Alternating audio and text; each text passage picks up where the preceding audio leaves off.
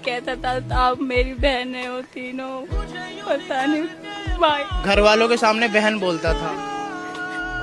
हमने राखी भी बांधी है उसके कहीं पर, मुझे नहीं पता तुम ऐसे करते गए। जो बहन थी आपकी वो 19 साल की लेकिन क्या मांग है सबसे पहले तो, क्योंकि आपने अपनी बेटी को खोया। मेरी मांग तो यही है, बस सजा मिले, उसको फांसी होए।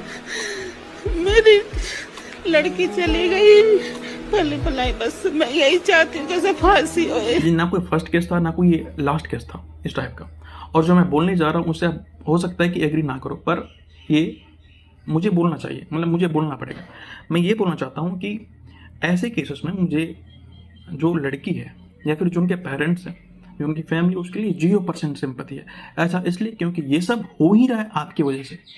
ये सब अचानक से नहीं हो गया, कोई अचानक से कि लड़का बिल्कुल जो कभी जानता ही नहीं है वो आके ऐसा नहीं कर दिया है।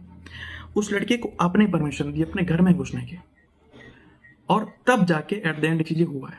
देखो आप जो बोल रहे हो ना कि वो लड़का था, मेरी बेटी तो उसको राखी बांधी थी, एक मिनट, गधे हो क्या? मतलब बुद्धि नहीं है इंसान के अंदर? एक सिंपल सा लॉजिक है कि ये जो भाई बहन रिलेशनशिप है ये सिर्फ हमारे कल्चर में है, ये हमारे रिलीजन में है, इसका इंपॉर्टेंस जो है सिर्फ हम ही देते हैं, हम ही इसको मानते हैं, हम ही इसको अहमियत देते हैं, बाकी को नहीं पता। उनके यहाँ शादी हो जाती है, और ऐसे हजारों केसेस पड़े हुए जहाँ पे एक लड़का लड़की रिलेशनशिप में जाते हैं, फिर एट द एंड क्या होता है कि लड़की मार दी जाती है, फिर उसका टॉर्चर किया जाता है।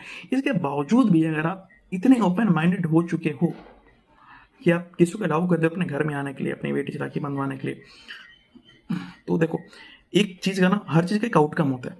आपने जो किया है उसका ये आउटकम है, गलत है, आई 100% एग्री, ये गलत है, नहीं होना चाहिए था ऐसा, पर I have 0% sympathy for you and your family. और ऐसे केसेस में मुझे कोई सिंपैथी नहीं है, और ये ना कोई पहला है ना कोई आखिरी है।